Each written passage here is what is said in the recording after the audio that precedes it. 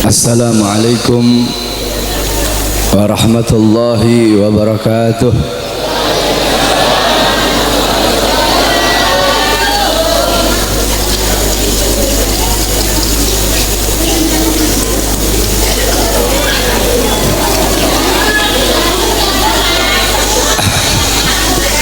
Sebelum saya mulai, saya harapkan kepada jamaah khususnya ibu-ibu, tolong jangan ada yang ribut. Bismillahirrahmanirrahim. Alhamdulillahi dzil jalali wa syari'il harami wal halali. Allahumma salli ala nuril anwar wa sirril asrar wa tiryakil aghyar wa miftah babil yasr sayyidina wa maulana Muhammadin al-Mukhtar wa alihi al-athhar wa ashabihi al-akhyar adada ni'amillahi wa ifdalih, amma ba'd. Yang saya cintai, yang saya muliakan, para alim ulama, para kiai, para asatid, para tokoh masyarakat, wabil khusus ketua DKM masjid, imam masjid, pengajar-pengajar di masjid, ketua panitia peringatan Maulid Nabi besar Muhammad beserta seluruh panitia, para tokoh masyarakat, para aparat pemerintah beserta seluruh hadirin dan hadirat, bapak-bapak, ibu-ibu, pemuda-pemudi umat baginda Nabi besar Muhammad sallallahu alaihi wasallam. Alhamdulillah, segala puji dan syukur kehadirat Allah subhanahu wa ta'ala, karena Allah subhanahu wa ta'ala telah memberikan kepada kita nikmat yang sangat besar. Allah telah memberikan kepada kita keagungan yang sangat besar. Allah telah memberikan kepada kita rahmat yang sangat besar. Apa nikmat Allah yang sangat besar? Apa karunia Allah yang sangat besar? Apa rahmat Allah yang sangat besar? Nikmat, karunia, rahmat, anugerah Allah yang sangat besar bukan iman, bukan Islam, bukan takwa, tetapi baginda Nabi besar Muhammad. Karena berkat Nabi Muhammad, saya dan kalian mengenal iman, mengenal Islam, mengenal takwa, mengenal salat, mengenal syariat, sebagaimana yang Allah katakan dalam Al-Quran, Qul bifadlillah wa birahmati fabidzalika falyafrahu. Katakanlah, dengan karunia Allah dan dengan rahmat Allah, maka dengan karunia dan rahmat tersebut falyafrahu, bergembiralah kalian. Dalam kitab tafsir Ma'alimut Tanzil Al-Imam Baghawi, dan dalam kitab tafsir Jami'ul Bayan Al-Imam Ibnu Jarir At-Tabari, begitu juga dalam kitab tafsir Al-Imam Ibnu Katsir, dijelaskan bahwasanya fadlullah dalam ayat tersebut adalah Al-Quran. Sedangkan Sayyidina Abbas menafsirkan fadlullah dalam ayat tersebut adalah ilmu. Maka dengan adanya karunia Allah yaitu Al-Quran dan ilmu, dan dengan adanya rahmat Allah, siapa rahmat Allah? Baginda Nabi besar Muhammad. Maka dengan adanya karunia dan rahmat tersebut falyafrahu, bergembiralah kalian semua, senanglah kalian semua dengan adanya anugerah dan rahmat Allah. Duduknya kita di sini sebagai bukti kegembiraan kita dengan adanya baginda Nabi besar Muhammad sallallahu alaihi wasallam. Beliau nikmat yang begitu besar, beliau rahmat Allah yang sangat besar untuk kita semua, dan Allah jadikan kita sebagai umatnya beliau. Allah jadikan kita sebagai umatnya Nabi Muhammad, umat yang terbaik, umat yang paling mulia, umat yang paling agung, umat yang kelak di yaumil kiamah akan menjadi pemimpin daripada seluruh umat-umat, seluruh umat dari zaman Nabi Adam hingga akhir zaman. Umat yang dimana akan berdiri di posisi paling depan membawa benderanya baginda Nabi besar Muhammad. Umat yang sangat dibangga-banggakan oleh Nabi Muhammad. Umat yang dimana para nabi-nabi dan rasul terdahulu mereka iri kepada kita sebagai umat Nabi Muhammad. Dalam kitab Nashihul Ibad Al-Imam Ibnu Hajar Al-Asqalani dijelaskan bahwasanya Nabi Allah Adam alaihi salam, beliau berkata, aku iri kepada umat Muhammad. Aku iri kepada umat Muhammad. Kenapa? Karena Allah memberikan kepada mereka 4 macam kemuliaan yang tidak pernah Allah berikan kepada aku, tapi Allah berikan kepada mereka. Apa 4 macam kemuliaan yang Allah berikan untuk kita tapi tidak Allah berikan kepada Nabi Adam? Yang pertama, kata Nabi Allah Adam alaihissalam, Allah menerima taubatku ketika aku berada di kota Mekah saja, tidak di kota-kota yang lain. Tetapi bagi umat Nabi Muhammad, dimanapun mereka bertaubat, Allah terima taubatnya. Ketahui saudara-saudara, Nabi Allah Adam ketika Allah keluarkan dari sorga, itu Allah turunkan di India, di bawah kaki gunung Himalaya. Siti Hawa Allah turunkan di Jeddah, Iblis Allah turunkan di Basrah. Selama 450 tahun Nabi Adam bertaubat, taubat beliau belum diterima oleh Allah Subhanahu wa taala. Ketika beliau berada di kota Mekah, baru taubat beliau diterima. Itu pun karena beliau membawa namanya baginda Nabi besar Muhammad. Beliau berdoa, ya Rabbi haqqi Muhammad, ya Allah, demi hak Muhammad, demi kehormatan Muhammad, kemuliaan Muhammad, keagungan Muhammad, terima taubatku ya Allah. Wa qala Allah ya Adam, kaifa arafta Muhammad wa lam ahlagahu? Wahai Adam, dari mana kau mengetahui wujud Muhammad sedangkan aku belum ciptakan wujudnya Muhammad? Qala Adam, ya Rabb, innaka lama khalaqtani rafa'tu ra'si wa ra'aitu ala qawaimil arsy maktub la ilaha illallah Muhammadur Rasulullah. Ya Allah, ketika kau tiupkan ruh, aku angkat kepalaku ke atas dan aku lihat di tiang-tiang arsy, di tiang-tiang sorga tertulis la ilaha illallah Muhammadur Rasulullah. Dari situ aku tahu bahwasanya Muhammad bukan manusia biasa. Sebab tidak mungkin engkau akan meletakkan nama makhluk di samping namamu, kecuali pasti makhluk itu makhluk yang paling kau cintai ya Allah. Makanya aku bawa nama Muhammad dalam pertaubatanku kepadamu dengan harapan agar engkau menerima taubatku. Apa kata Allah? Sadaqta ya Adam, betul apa yang kau katakan itu wahai Adam. Kalau engkau bermohon kepadaku dengan membawa nama Muhammad, ketahuilah telah aku ampuni dosamu wahai Adam.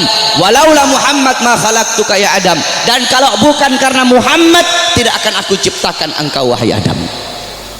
Allah menerima taubat Nabi Adam ketika beliau berada di kota Mekah. Apa kata Nabi Adam? Sedangkan bagi umat Muhammad, dimanapun mereka berada, saya dan kalian kalau mau bertobat dari dosa, tidak harus kita ke Mekah, saudara-saudara. Kita bertobat dimanapun tempatnya.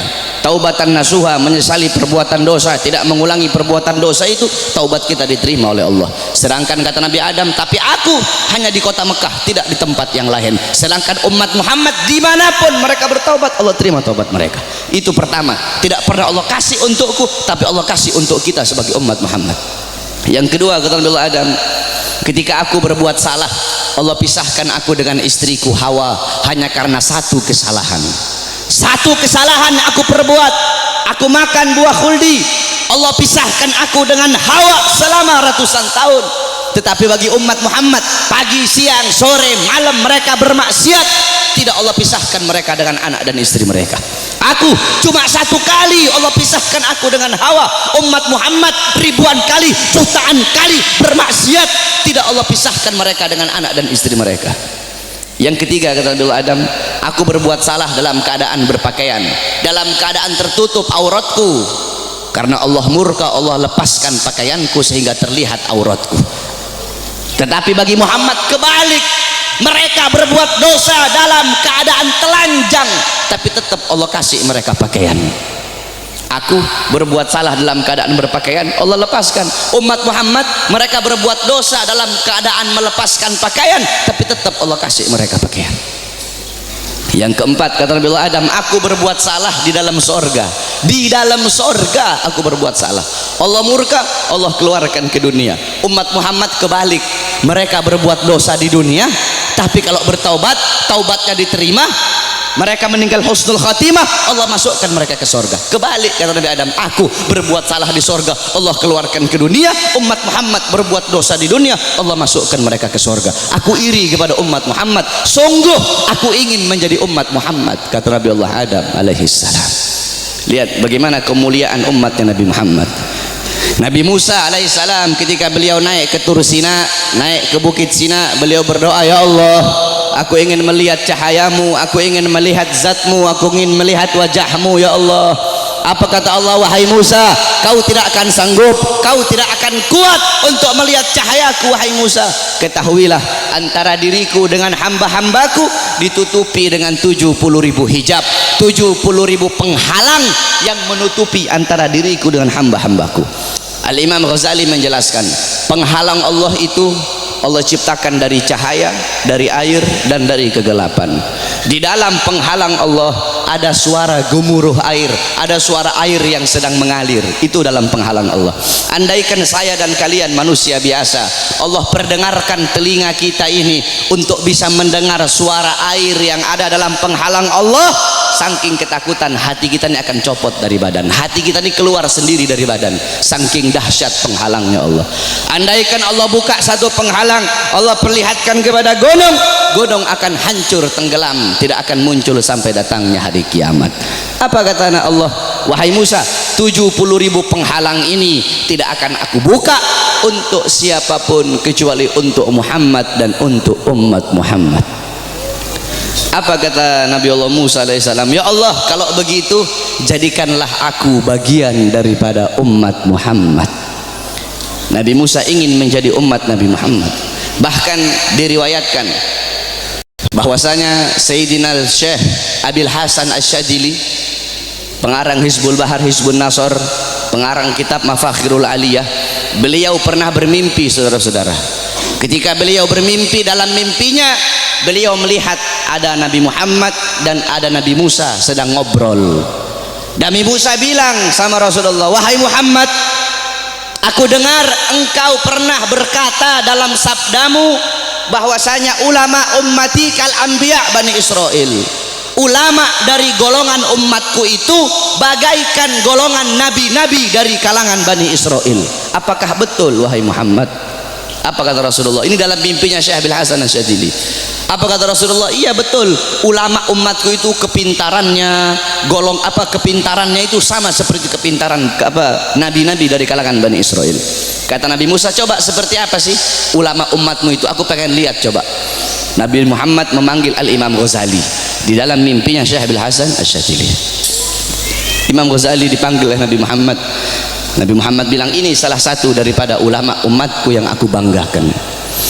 Akhirnya kata Nabi Musa, siapa namamu? Kata Imam Ghazali apa? Ana Muhammad bin Muhammad bin Muhammad. Kata Nabi Musa, stop. Wahai Rasulullah, ini kamu bilang pinter. Saya nanya siapa namanya? Dia jawab Muhammad bin Muhammad bin Muhammad. Kalau dia pinter cukup dia jawab stop. Sudah, tidak usah dia bilang Muhammad bin Muhammad. Saya nggak nanya nama bapaknya, saya nggak nanya nama kakeknya. Kalau dia pinter cukup dia jawab Muhammad. Udah, stop. Atau Muhammad Al-Ghazali. Dalam kitab Tabaqat Syafi'iyah, Al-Imam Ghazali. Ghazali itu adalah nisbat nama tempat kelahiran beliau. Tetapi ada juga ulama yang mengatakan Ghazali itu nisbat kepada pekerjaan keluarga beliau, yaitu tukang tenun, tukang sol. Nah, kata Nabi Musa, kalau kamu pinter cukup kamu jawab Muhammad, tidak usah kamu bilang Muhammad bin Muhammad bin Muhammad, kepanjangan. Apa kata Nabi Musa? Apa kata Imam Ghazali? Ya Rasulullah, izinkan aku untuk menjawab ya Rasulullah.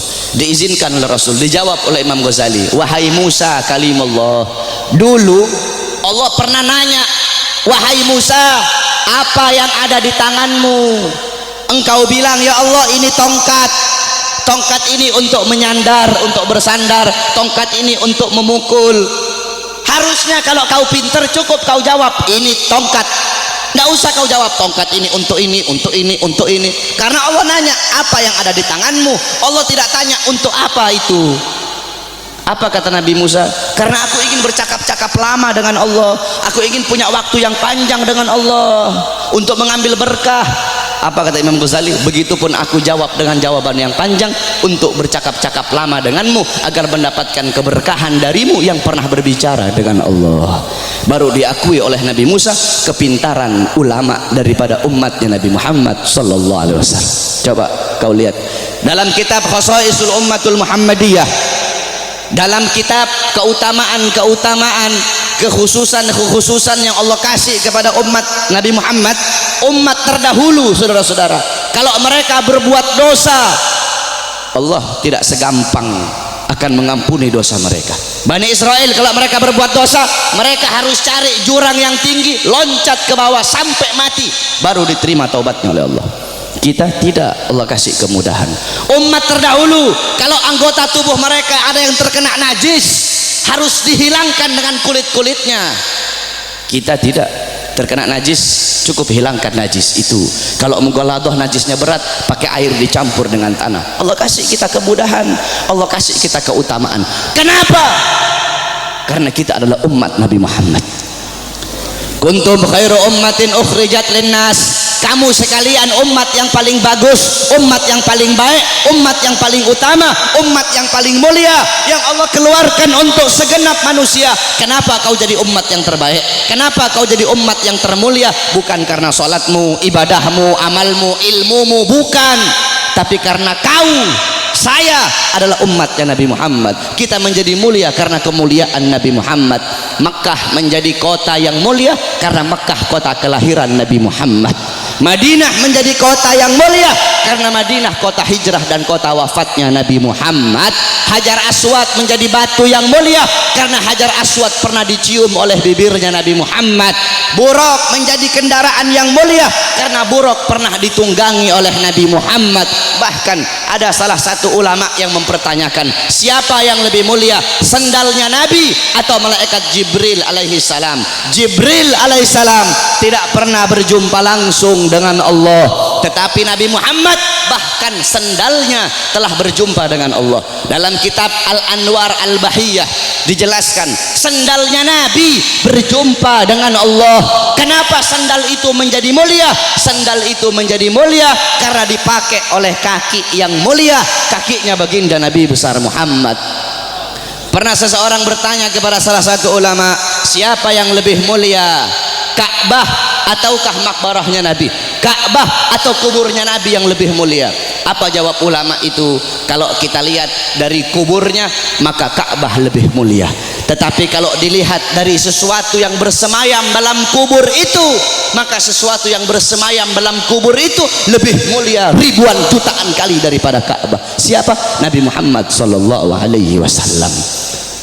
Kita menjadi mulia karena Nabi Muhammad. Ma madahtu Muhammadan bi qasidati walakin mudiha qasidati bi Muhammadin. Tidaklah aku memuji Nabi dengan syairku, aku tidak memuliakan Nabi dengan syairku, aku tidak mengagungkan Nabi dengan syairku, tetapi syairku yang menjadi mulia karena telah memuliakan Nabi Muhammad. Syairku yang menjadi agung karena telah mengagungkan Nabi Muhammad. Syairku yang menjadi terpuji karena telah memuji Nabi Muhammad. Kalian nih, kalian semua yang duduk di sini merayakan Maulid Nabi. Nabi Muhammad tidak butuh, tapi kita yang butuh untuk merayakan Maulid Nabi Muhammad. Kamu duduk di sini memuliakan Nabi, mengagungkan Nabi. Nabi tidak butuh, tapi kamu yang butuh untuk memuliakan dan mengagungkan Nabi Muhammad. Kamu duduk di sini bersolawat kepada Nabi, memuji Nabi, mengagungkan Nabi. Itu tidak akan menambahkan kemuliaan Nabi. Kalau dengan kamu bersolawat menambahkan kemuliaan Nabi, berarti Nabi butuh dengan solawatmu. Nabi tidak butuh, tapi kamu dan saya yang butuh dengan bersolawat kepada Nabi. Kita memuliakan Nabi tidak akan menambahkan kemuliaan Nabi, tapi itu menambahkan kemuliaan kita. Kita tidak bersolawat, tidak mengagungkan beliau, itu juga tidak akan mengurangi kemuliaan beliau. Karena beliau kemuliaannya lautan jadi tinta, pohon jadi pena, digunakan untuk melukis kemuliaan Nabi. Lautan jadi tinta, pohon jadi pena, tidak akan sanggup untuk melukis tentang kemuliaan Nabi Muhammad.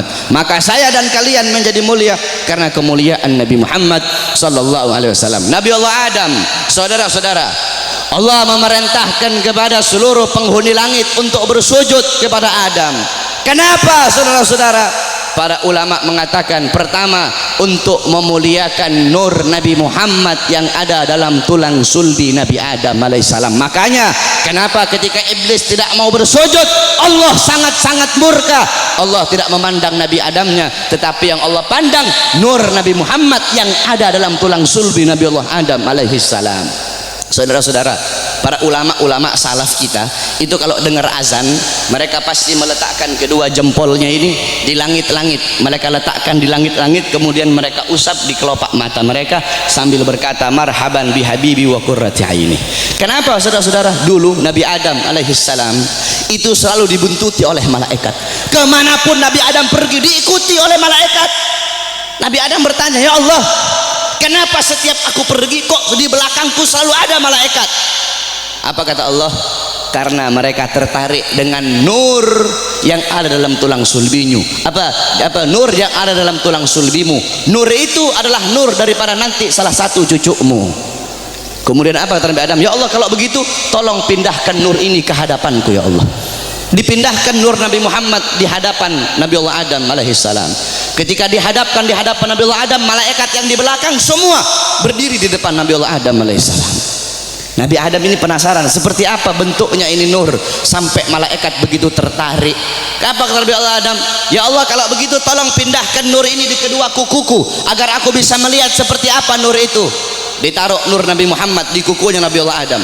Ketika Nabi Allah Adam melihat keindahan nurnya Nabi Muhammad, Nabi Allah Adam berkata, marhaban bi habibi wa qurrati aini. Baru beliau usapkan. Lihat bagaimana Allah Subhanahu wa taala memuliakan Nabi Allah Adam, karena dalam tulang sulbinya terdapat nur baginda Nabi besar Muhammad sallallahu alaihi wasallam. Allah menyelamatkan Nabi Allah Nuh. Allah selamatkan Nabi Allah Nuh dari banjir yang besar, dari musibah yang besar. Kenapa? Karena dalam tulang sulbi Nabi Allah Nuh terdapat nur baginda Nabi besar Muhammad. Allah selamatkan Nabi Allah Ibrahim alaihissalam dari api Namrud. Kenapa? Karena dalam tulang sulbi Nabi Allah Ibrahim terdapat nur baginda Nabi besar Muhammad. Allah menyelamatkan Nabi Allah Ismail ketika akan disembelih, Allah rubah menjadi seekor domba. Allah selamatkan Nabi Allah Ismail. Kenapa? Karena dalam tulang sulbi Nabi Allah Ismail terdapat nur baginda Nabi besar Muhammad. Dan saya dan kalian nanti di akhirat akan diselamatkan. Kenapa? Karena saya dan kalian umat Nabi Muhammad sallallahu alaihi wasallam. Oleh karena itu saudara-saudara, bagi kami para habaib, maulid bukan hari raya, tapi bagi kami maulid lebih mulia dan lebih agung daripada hari raya. Di tempat saya bapak-bapak di Sulawesi itu kami santri-santrinya guru tua. Guru tua itu Al-Imam Al-Habib Idrus bin Salim Al-Jufri. Kami itu ketika datang bulan maulid, semua rumah kami cat baru. Datang bulan maulid, semua rumah kami cat baru, kampung kami hias, jalan kami baguskan. Hanya di bulan maulid, tidak di bulan yang lain. Hari raya, rumah kami tidak kami cat baru. 17 Agustus, rumah kami tidak kami cat baru. Maulid, rumah kami cat baru. Kenapa? Karena bagi kami maulid adalah hari yang paling mulia di muka buminya Allah Subhanahu wa taala. Kenapa bisa seperti itu? Dalam kitab Tuhfa, dalam kitab Hawashi Syarwani ala Tuhfal Muhtaj. Hawashi Syarwani itu kitabnya Al-Imam Syarwani. Tuhfal Muhtaj itu kitabnya Al-Imam Ibnu Hajar Al-Haytami, yang dimana Tuhfal Muhtaj adalah syarah daripada kitab Minhajut Talibin Al-Imam Nawawi. Jadi kalau ente orang belajar fikih, ada namanya matan, ada namanya syarah, ada namanya hawashi. Matan itu isi, syarah itu penjelasan daripada matan, hawashi penjelasan lebih rinci daripada syarah. Jadi matan diberi syarah, syarah diberi hawashi. Matannya itu Minhajut Talibin Imam Nawawi, disyarahkan oleh Imam Ibnu Hajar Al-Haytami, yaitu Tuhfal Muhtaj, syarah Minhaj. Tuhfal Muhtaj kemudian dijelaskan lagi oleh Al-Imam Syarwani yang diberi nama Hawashi Syarwani. Dalam kitab Hawashi Syarwani dijelaskan bahwasanya inna afdhalal layali, sesungguhnya paling mulianya malam itu, paling utamanya malam itu, yaitu malam kelahiran baginda Nabi besar Muhammad. Setelah malam kelahiran Nabi baru malam Lailatul Qadar. Setelah malam Lailatul Qadar baru malam Isra. Setelah malam Isra setelah malam Lailatul Qadar malam Jumat. Setelah malam Jumat baru malam Isra. Kenapa malam kelahiran Nabi menjadi malam yang paling mulia? Kenapa malam kelahiran Nabi menjadi malam yang paling agung? As-Sayyid Al-Habib Muhammad bin Alwi Al-Maliki, beliau mengutip perkataan daripada Al-Imam Haramain Sayyid Amin Qutbi. Beliau berkata, Sayyid Amin Qutbi berkata, ya Lailatul Itsnin, madza safahat, wahai malam Senin, apa yang telah menyapamu? Wahai malam Senin, apa yang telah menyapamu? Kau begitu mulia, kau begitu agung, engkau begitu wangi, wahai malam Senin. Berawal hari-hari yang mulia dalam Islam semua berawal darimu. Adanya Idul Fitri, adanya Idul Adha, adanya Ramadan, adanya Rajab, adanya Fathul Makkah, adanya kemenangan perang Badar, adanya Lailatul Qadar, adanya hari Jumat, adanya malam Jumat, adanya 10 Muharram, semua berawal darimu wahai malam Senin. Kenapa?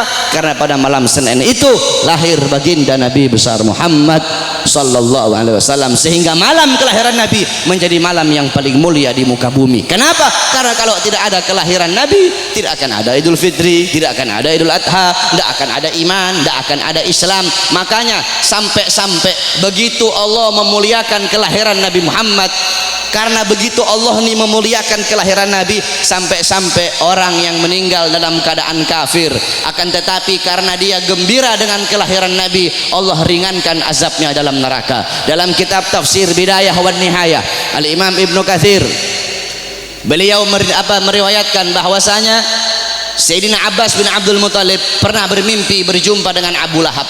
Dalam mimpinya Sayyidina Abbas bin Abdul Muthalib bermimpi Abu Lahab sedang disiksa dalam neraka. Akan tetapi setiap hari Senin azab dan siksanya Abu Lahab dihentikan dan Allah gantikan dengan rahmat.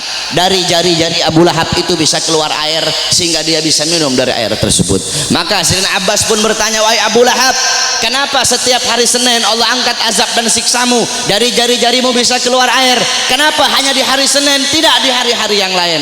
Apa kata Abu Lahab? Iya, karena dulu ketika Muhammad lahir, aku bergembira dengan lahirnya Muhammad. Aku memiliki budak yang bernama Suwaibah. Suwaibah datang kepadaku memberi kabar tentang lahirnya Muhammad. Aku gembira sehingga aku bebaskan Suwaibah. Aku bebaskan dia dari budak. Nah, karena aku membebaskan Suwaibah, karena kegembiraanku dengan lahirnya Muhammad, karena aku gembira sesaat dengan lahirnya Muhammad, maka dari itu setiap hari Senin Allah angkat azab dan siksaku. Itu Abu Lahab. Setiap hari Senin Allah angkat azab dan siksanya hanya karena bergembira sesaat dengan lahirnya Al-Mustafa. Maka bagaimana dengan saya dan kalian kalau kita bergembira seumur hidup kita dengan lahirnya baginda Nabi besar Muhammad? Oleh karena itu saudara-saudara, kita duduk di sini memuliakan kelahiran Nabi, mengagungkan kelahiran Nabi. Ini suatu perbuatan yang mulia. Tetapi banyak juga golongan-golongan di luar sana, banyak golongan-golongan yang mulut kotornya berani mengatakan bahwasanya orang-orang yang duduk di maulid itu mereka telah berbuat dosa besar. Maulid itu adalah bid'ah dhalalah, maulid itu bid'ah yang sesat, maulid itu sumber kesyirikan, maulid itu sumber kekafiran. Banyak golongan-golongan di luar sana yang berkata seperti itu. Ini golongan-golongan yang bodoh, golongan-golongan yang goblok, golongan-golongan yang dungu, tidak ngerti kaidah fikih, tidak ngerti takhrij hadis, tidak ngerti mustalah hadis, baru belajar beberapa tahun di Arab Saudi, pulang baru punya jenggot 8 lembar 9 lembar, sudah berani menyesat-nyesatkan orang yang duduk di majelis maulidnya Nabi Muhammad sallallahu alaihi wasallam. Saudara-saudara, kalau kita mau lihat bid'ahnya, luarnya iya bid'ah, luarnya bid'ah, luarnya covernya bid'ah,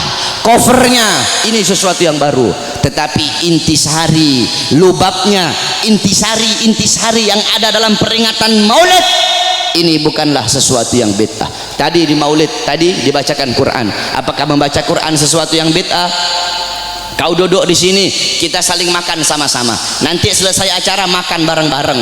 Dalam kitab dijelaskan, Nabi Allah Ibrahim menjadi Khalilullah. Nabi Ibrahim itu jadi kekasih Allah karena 3 sebab. Pertama, Nabi Ibrahim lebih memilih perintah Allah daripada perintah selain Allah. Yang kedua, Nabi Ibrahim tidak pernah makan sendiri. Nabi Ibrahim itu kalau makan pasti bareng-bareng, pasti sama-sama. Kalau beliau cuma sendiri, beliau rela jalan kaki berkilo-kilo hanya untuk cari teman untuk makan sama-sama. Kita duduk di sini mengikuti sunnah Nabi Allah Ibrahim. Nabi Muhammad juga makannya selalu bersama-sama. Apakah ini ini sesuatu yang bid'ah? Tidak. Kita duduk di sini saling menyebarkan salam. Apakah menyebarkan salam sesuatu yang bid'ah? Nabi Muhammad berkata, afsus salam, sebarkan salam. Kita duduk di sini saling memberi makan.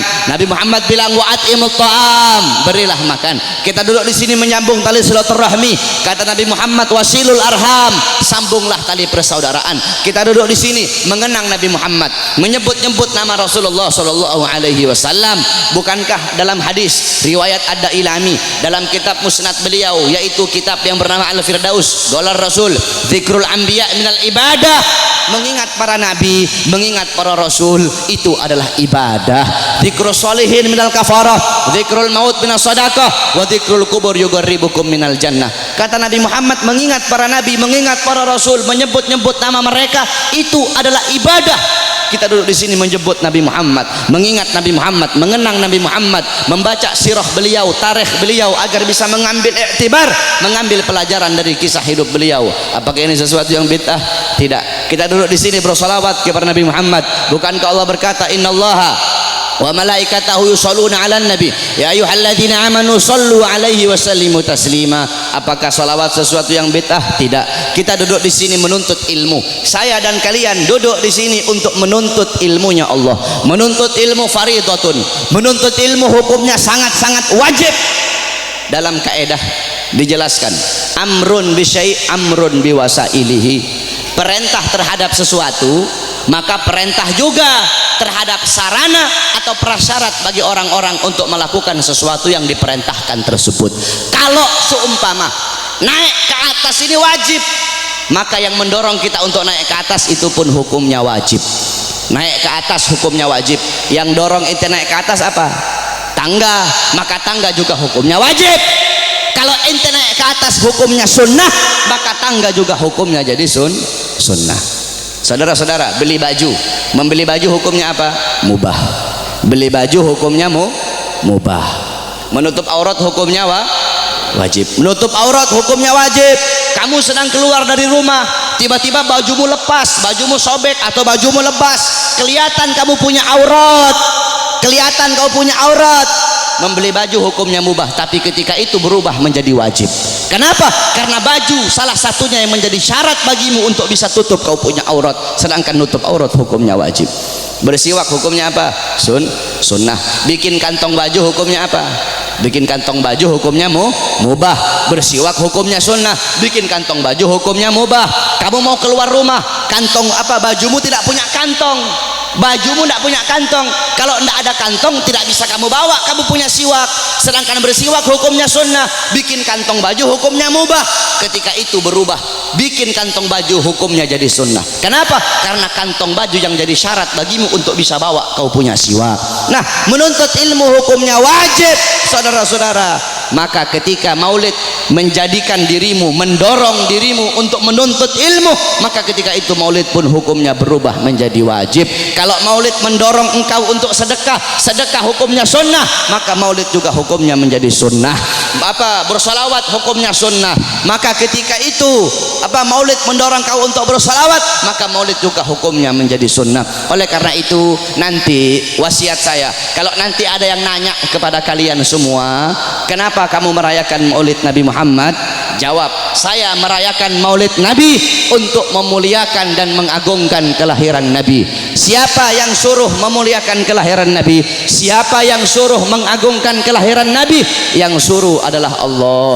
Ayat tadi itu, qul bi fadlillah wa bi rahmati fabidzalika falyafrahu. Katakanlah dengan anugerah dan rahmat Allah, dengan rahmat itu fayafrahu, gembira kalian, senanglah kalian dengan adanya karunia dan rahmat Allah Subhanahu wa taala. Saudara-saudara, ada beberapa ibadah yang sengaja dikaitkan dengan sejarah. Contohnya haji. Haji itu ibadah wajib, sengaja dikaitkan dengan sejarah Nabi Allah Ibrahim, mulai dari wukuf, tawaf, sa'i, melempar jumrah, sehingga ibadah haji menjadi ibadah wajib. Berpuasa pada tanggal 10 Muharram.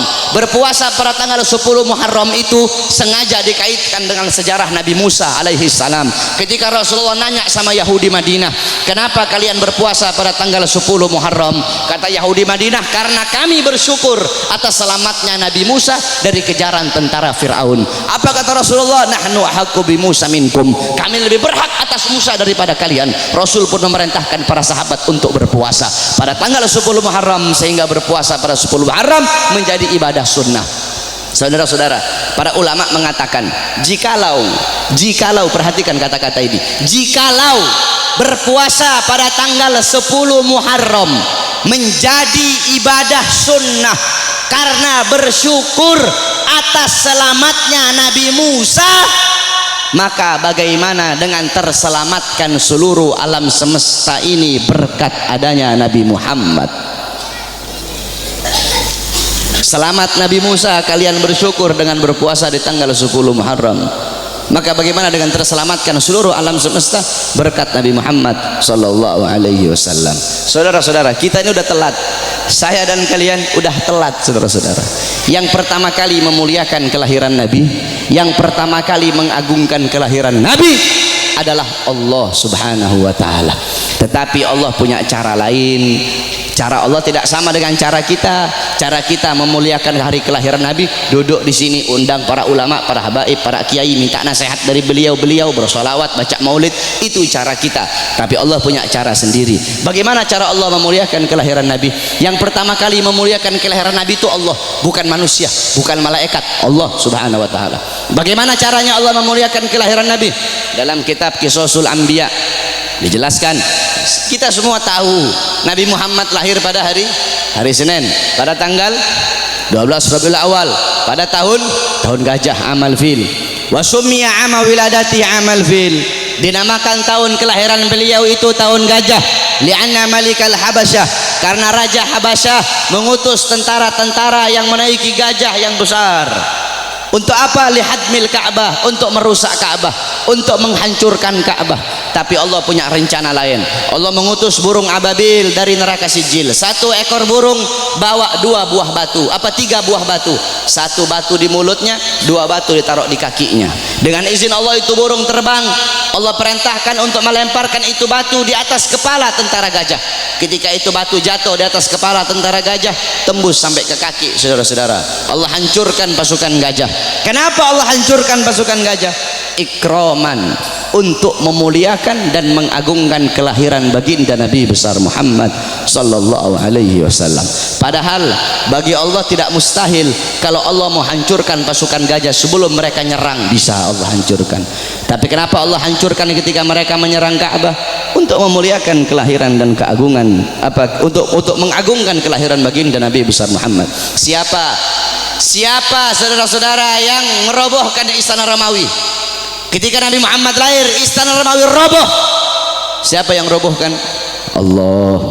Kenapa Allah robohkan istana Romawi di hari lahirnya Nabi? Padahal tidak mustahil. Kalau Allah mau robohkan sebelum Nabi Muhammad lahir, bisa bagi Allah. Allah merobohkan sebelum Nabi Muhammad lahir, bisa. Tapi kenapa Allah robohkan di hari lahirnya Nabi? Ikraman, untuk memuliakan dan mengagungkan kelahiran baginda Nabi besar Muhammad.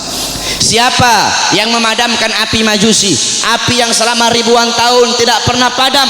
Nabi Muhammad lahir, api Majusi menjadi padam. Siapa yang memadamkan? Allah. Kenapa Allah padamkan api Majusi di hari lahirnya Nabi? Kok tidak di hari-hari sebelumnya? Padahal tidak mustahil bagi Allah untuk memadamkan api Majusi sebelum Nabi Muhammad lahir, bisa. Tapi kenapa di lahirnya hari Nabi Muhammad?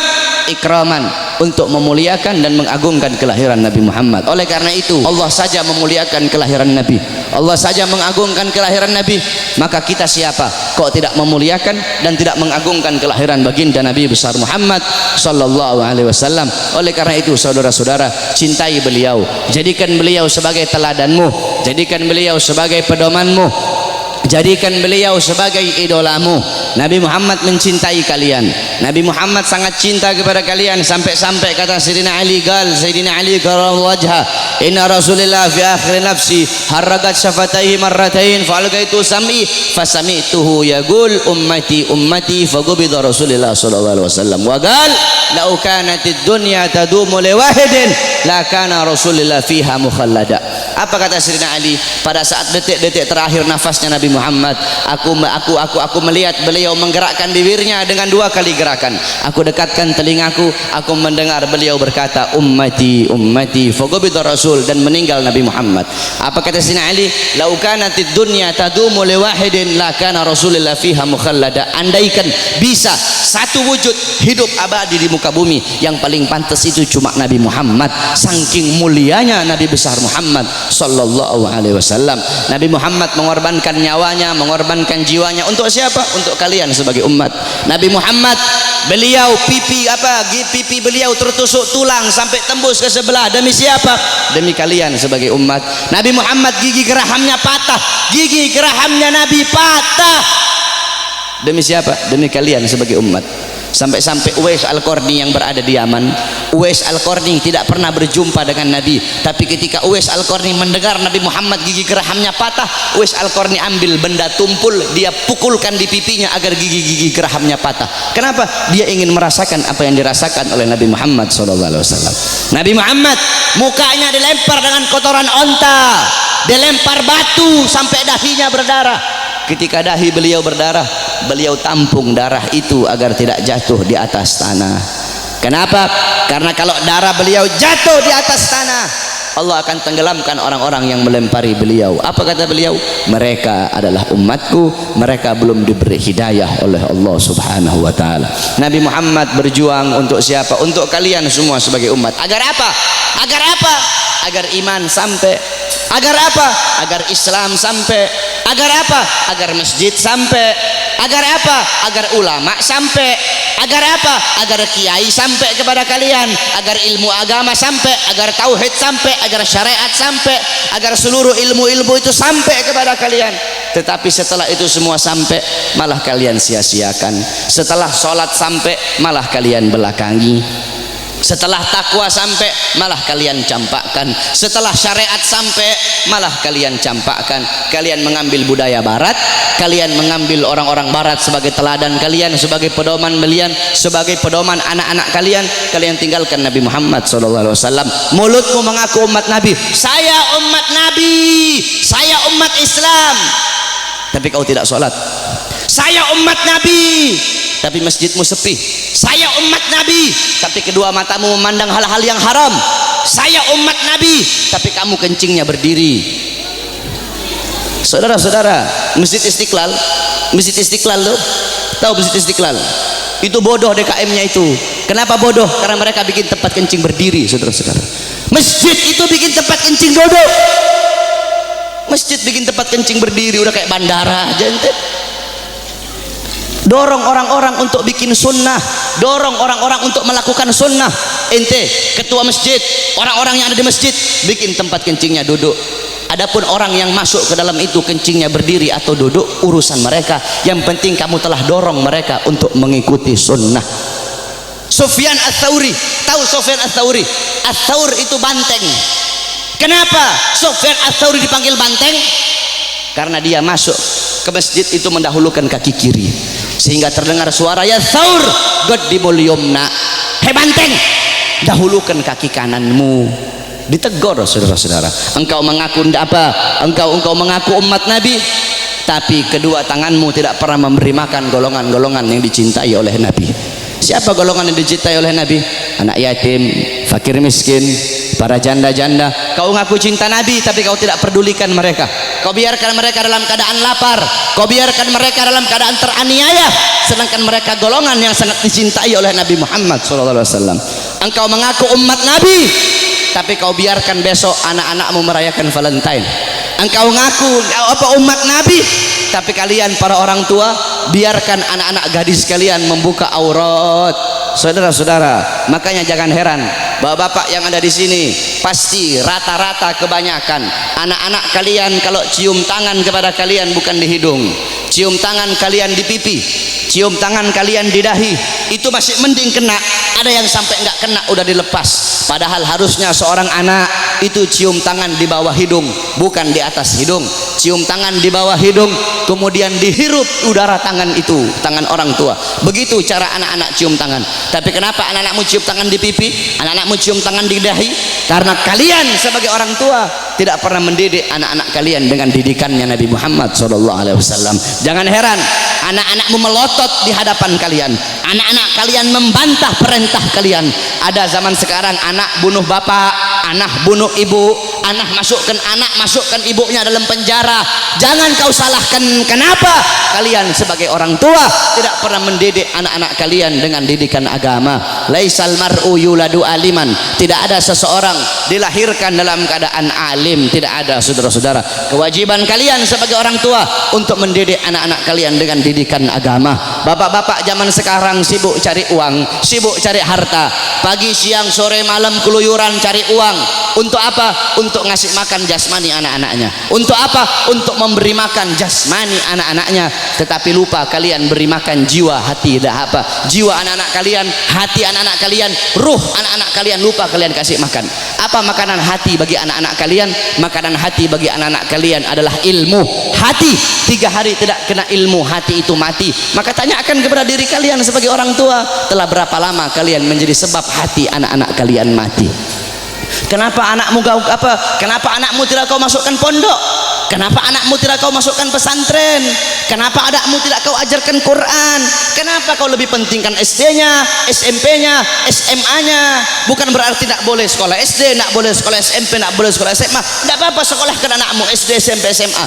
Tetapi agamanya jangan kau belakangi, Al-Qur'annya jangan kau belakangi. Kenapa anakmu tidak mondok? Aduh, saya lebih milih sekolah. Kalau nanti anak saya mondok, bagaimana masa depannya nanti?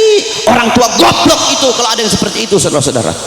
Kalau anak saya mondok, anak saya jadi ustadz, anak saya jadi Quran, jadi ahli Quran, gimana masa depannya nanti? Gimana nasibnya? Orang tua goblok itu kalau ada yang seperti itu, saudara-saudara. Kau lihat zaman sekarang, SD, SMP, SD udah tahu mabok, SD udah tahu melacur, SD udah tahu zina. Itu SD. Bagaimana SMP-nya? Itu SMP. Bagaimana SMA-nya? Saudara-saudara, jangan kau pentingkan pendidikan dunia anak-anakmu, tapi lebih pentingkan pendidikan akhirat anak-anakmu. Didik dengan didikan Nabi. Adabani Rabbi fa ahsana ta'dibi. Allah yang mendidikku, Allah yang mengajariku, sehingga sebaik-baiknya pendidikan adalah pendidikanku. Nanti ini tanggal 13, besok tanggal 14, kau lihat yang paling banyak merayakan Valentine di jalan-jalan, saudara-saudara. Yang paling banyak merayakan Valentine bukan orang Kristen. Yang paling banyak merayakan Valentine bukan orang Buddha, bukan orang Hindu, bukan orang Katolik, bukan Yahudi, bukan Nasrani. Yang paling banyak merayakan Valentine di Indonesia adalah anak-anak kita, saudara-saudara, anak-anak Islam, putra-putri Islam, putra-putrimu yang paling banyak merayakan Valentine. Valentine itu adalah harinya orang-orang Romawi. Valentine itu adalah mengenang kematian si Santa Valentino atau siapa itu namanya, orang-orang Romawi itu. Man tasyabbaha biqaumin fahuwa minhum. Kata Rasulullah, barang siapa yang mengikuti suatu kaum, maka dia sama dengan kaum tersebut. Engkau mengikuti orang Romawi, engkau mengikuti orang Barat, engkau mengikuti orang kafir, mengikuti budaya mereka, mengikuti adat istiadat mereka, mengikuti hari-hari besar mereka, engkau sama seperti mereka. Mereka dilaknat, engkau pun akan dilaknat oleh Allah Subhanahu wa ta'ala.